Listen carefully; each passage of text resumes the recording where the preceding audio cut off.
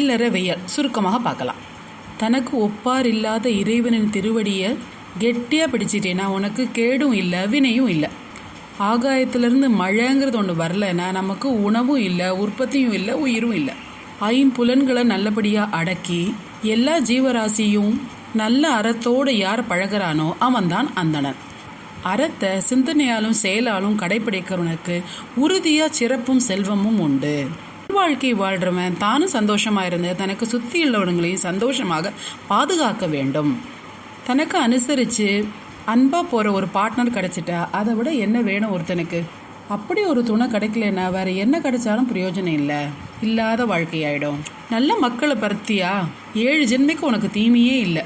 அந்த சின்ன பிஞ்சு கையால் அதை ஊட்டி விடுறதுமோ அது உன்னோட மெய் தீண்டுதல் இருக்க சந்தோஷத்துக்கு ஈடு என அந்த உலகத்தில் ஒன்றுமே இல்லை.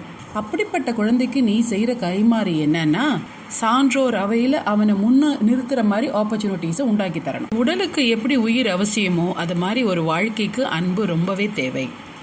வந்த விருந்தினருக்கு பகிர்ந்து உள்ளதல் ரொம்ப அவசியம். அப்படி விருந்தோம்பவன் வீட்டுக்கு மகாலட்சுமி என்னைக்குமே குடியிருப்பா. உனக்கு துன்பமே வர வேண்டாம் நினைக்கிறியா? அப்போ எப்போவுமே இனிமையாகவே பேசு. நோ கூட பொலைட்டாக சொல்லிடலாமே. ஏதாவது பாவம் பண்ணியிருந்தா கூட ஒரு பிராய்ச்சித்தம் தேடிடலாம். ஆனால் செஞ்ச நன்றியை மறந்தவனுக்கு எந்த விதமான பிராய்ச்சித்தம் கிடையாது. பாவம் பச்சக்குன்னு ஒட்டிக்கும். அம்மா செல்லம் அப்பா செல்லன்னு இல்லாமல் நடுநிலையா யார் தப்பு செஞ்சாங்களோ அவங்கள திருத்துற வழியாக பார்க்கணும். அடக்கமாக இருக்கிறது கூட வீரம்தான். ஒழுக்கமாக இருந்தீன்னா உலகத்தில் உள்ள எல்லா நன்மைகளும் கிடைக்கும். இல்லைன்னா தீராத பழி பாவம் வரும். அடுத்தவன் பொண்டாட்டி யூஸ் பண்ணணும்னு நினைக்கிறதுக்கு நீ செத்தே போயிடலாம். உன்னை ஒருத்தன் துன்பப்படுத்தினா நீ திருப்பி அவனை துன்பப்படுத்தணுங்கிற அவசியம் இல்லை. முடிஞ்சால் மன்னிச்சு விடு, இல்லைன்னா மறந்தே போயிரு. அது உனக்கு தான் நல்லது. உனக்கு செல்வம் சேர வேண்டாம்னு நினைக்கிறியா? அப்போனா நீ பொறாமப்படு. பொறாமப்படுறவன் வீட்டில் இருக்கிற மகாலட்சுமி வெளியே போனது மட்டும் இல்லாமல் தன்னோட அக்காளாவிய மூதேவியை கூப்பிட்டு இதோப்பா அட்ரஸ் இங்கே போய் உட்காந்துக்கோன்னு சொல்லிட்டு போயிடுவா. உன்னோட செல்வம் குறையாமல் இருக்கணும்னு நினச்சின்னா அடுத்தவன் பொருளை கைப்பற்றாத, பிடுங்காத. ஒருத்தனை போட்டு கொடுத்து தான் நீ வாழணும்னு நினச்சின்னா அதுக்கு வாயை மூடிட்டு இருந்தாலே அந்த அரண் உன்னை காப்பாற்றும்.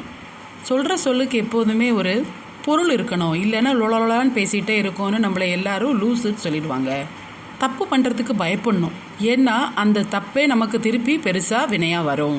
குதிரை வண்டியில் குதிரை போகிற மாதிரி கண்ணை மூடிட்டு போகாத. அக்கம் பக்கத்தை சுற்றி பார்த்து அவங்களுக்கு தேவையானதை உதவி செய். ரொம்ப பசியில் இருக்கவங்களுக்கு சாப்பாடு போட்டின்னா உன் புண்ணிய பேலன்ஸு பிரமாதமாக வேலை செய்யும். இந்த உலகத்தில் புகழோடு வாழ்கிறவங்க தான் வாழ்கிறவங்க, மற்றவங்களாம் வாழாதவர். தேங்க்யூ.